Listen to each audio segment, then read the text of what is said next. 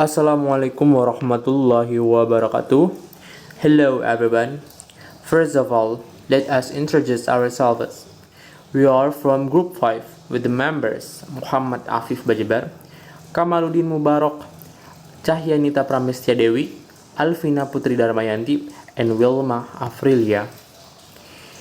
In this moment, we would like to present our presentation about comedy and its kind.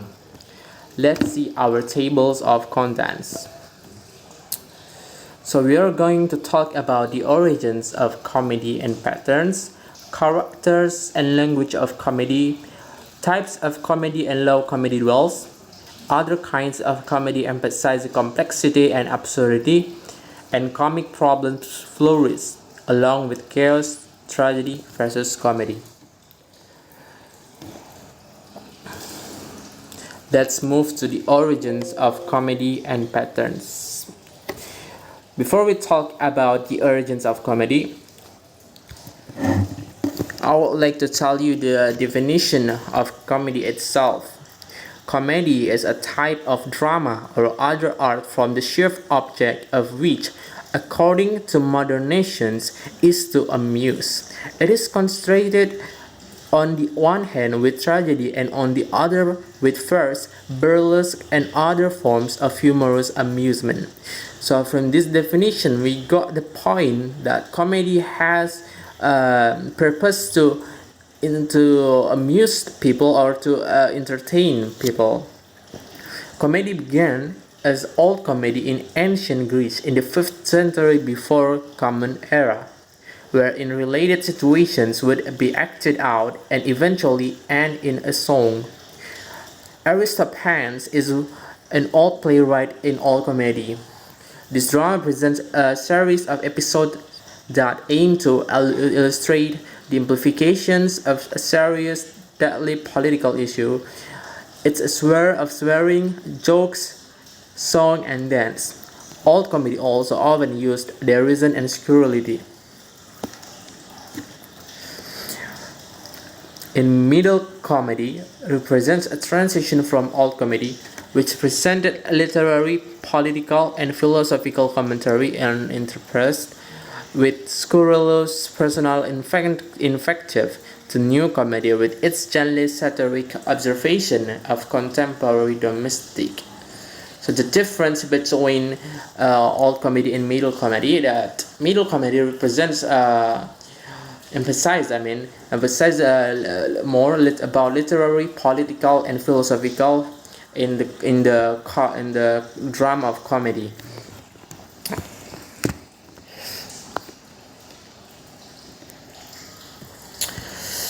And in the 18th century, comedic plays became heavily prevalent in England. After becoming dormant throughout the 19th century, comedy plays were brought back near the end of the century by playwrights such as Oscar Wilde, Bernard Shaw, and Anton Chekhov. Hi, my name is Alfina Putri Damayanti, and I would like to explain to you about characters and language of comedy. Characters and language of comedy are useful in give us an idea of the type of humor and jokes that are being produced. On the other hand, this will give us a means of comedy and demonstrate what causes the humor and provokes laughter or whatever state when we encounter something humorous. Okay, now let's talk about the characters of comedy first. What are characters and what are their role in comedy? So, characters usually do things for certain reason. In a comedy, characters may face misfortune, but it is usually in the context of a comedic situation with a happy ending. Mostly, these characters seek to entertain an audience by making them laugh. These characters speak about each other and themselves, especially about their central emotion. This could be through jokes or amusing situation or by acting foolish. However, this joke situation evoke laughter, which result an effect of happiness to the audience or readership. Now, let's take a look at the character types in comedy play. According to Vladimir Prop, most of the characters have a narrative function to provide a structure of the text. We learn a great deal about the character in a play by closely observing their action. Let's take an example of William Shakespeare's romantic comedy. In this play, Shakespeare uses several ways to portray humor. One way that Shakespeare uses is by makes Robin Goodfellow, or known as Puck, round and dynamic character who show good and bad qualities over the play. Shakespeare makes Puck completely different than everyone else in this play. When most characters in this play were in serious situation, Puck is just dancing around and pulling pranks on everyone. He thinks he is capable and ambitious, but he is actually hopeful jokester. And then another character type is from William Shakespeare's tragic comedy called The Tempest. In this play, Shakespeare shows aspect of humor through the character behavior and action. There are a Trinculo, a jester, a fool, and one of the main characters which always make people laugh during the play. And then Stefano, the second character which show a humor side when he is drunk. And the last one is Caliban. He adds humor to the play because of what he is thinking and doing. And what makes this play even funnier is the dramatic irony and the stupidity and lack of common sense and intelligence of the character. Language of comedy. As we discussed before, character and language are an important part in producing humor. According to the Christopher Russell's, language can define a character. Through language, we can learn something about a particular character by observing the way they act and speak in different situations. The characters speak in ways not only representative of their individuality but their kind of people as well. Sometimes when we see the different kinds of language employed by the same character through the play, we slowly understanding the relationship he has with the other. And here, there are 6 common language techniques used in comedy. First is allusion. Allusion often deals with personality traits, behavioral characteristics, which may be embarrassing but not painful. This is like interpreting things in ways that will generate humor by embarrassing others. And the second one is bombast. Bombast in an infantile form of humor and gibberish. In bombast, the nonsense has been turned into something meaningful. And the next is exaggeration. Something exaggerated can be funny and it can be imagined because something that doesn't make sense. And then insult. Insult has to be a comic play frame. There have to be other techniques involved such as comparison, exaggeration, ridicule, etc. And then infantilism. Infantilism is playing with words and sound but still have to involve meaning. And the last one is irony. The humor in irony exists between what is said and what is meant. Well, still talking about Shakespeare's very famous romantic comedy, A Midsummer Night's Dream, Shakespeare used a language as a device of characterization. He uses humor in this play by using simple humor which is very easy to interpret in any way. Shakespeare in his comedy are peppered with a clever wordplay, metaphor, allusion, and insult. Besides that, there are 3 kinds of language used by different sets of character. First is discourse. He speaks in high language or formal language which relies strongly on fanciful expression. And then bottom, speak in low language or simple, plain, and unadorned language. And Othello is generally closer to high than low language. In short, the way a character speaks and the expression he uses should always be our first concern in any play. Hi, I'm Cahyanita Pramestya Dewi, and I'm going to explain about the next slide about the types of comedy. Actually, there are two types of comedy, but I'm going to explain more detail about the low comedy. Okay, the first one is the high comedy. What the meaning of the high comedy? Okay, the high comedy is comedy that appeals to the intellect comedy of ideas and has a serious purpose. For example, to criticize. There are many example of the high comedy. It's like romantic comedy, satiric comedy, comedy of manner, and etc. And the second one is the low comedy. What the meaning of the low comedy? The low comedy is a comedy that depends on physical actions, broadly humor or physical situations, and often body or vulgar jokes. And the low comedy is emphasized and plays on situation comedy, slapstick, and farce. Just like what I say in a previous presentation, that I'm going to discuss more detail about low comedy. Actually, there are three examples of low comedy, which are farce, slapstick comedy, and situational comedy. The first one that we're going to discuss is farce. Have you ever heard about farce? The farce is typically provoke viewer to hearty laughter, and it presents highly exaggerated and caricature types of character and often has an unlikely plot. First employ sexual mix-up, verbal humor, and physical comedy. For example, it's a mad world, Home Alone, and The Three Stooges. And the second one is slapstick comedy. The meaning of slapstick comedy is a comedy that incredible physical type, and it operates on international clumsiness and creates enormous spectacles out of one embarrassment. Or we can say that slapstick comedy is a much more sophisticated physical comedy.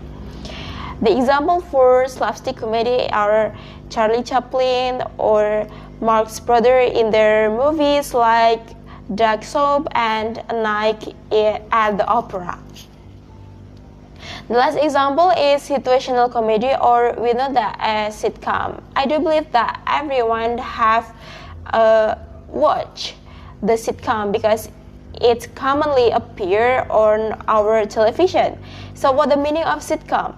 Sitcom is a radio or television comedy series that involves a continuing cast of character, and sitcom has an episode because I said that sitcom is a series. And the example for sitcom, it's like Park and Recreation, Arrested Development, and It's Always Sunny in Philadelphia. And now we are moving on to the next topic. Other kinds of comedy emphasize complexity and absurdity. According to Sylvan Barnett, comedy often shows absurdity.